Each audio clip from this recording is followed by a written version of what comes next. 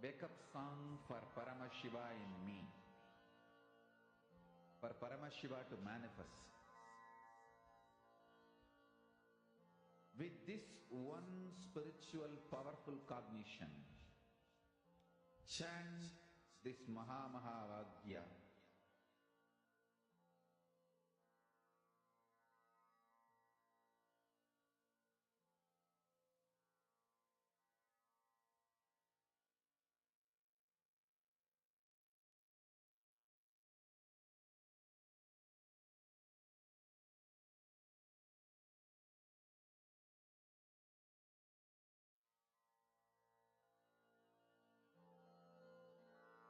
Mahavagya, spiritual lullaby for Samadhi, and Suprabhatam, wake up call, wake up song for Paramashiva, for Paramashiva to manifest. With this one spiritual powerful cognition, chant this Mahavagya. Om Nithyananda Paramashivoham. Om Nithyananda Paramashivoham. Om Nithyananda Paramashivoham. Om Nithyananda Paramashivoham. Om Nithyananda Paramashivoham. Om Nithyananda Paramashivoham. Om Nithyananda Paramashivoham. Om Nithyananda Paramashivoham. Om Nithyananda Paramashivoham. Om Nithyananda Paramashivoham. Om Nithyananda Paramashivoham. Om Nithyananda Paramashivoham.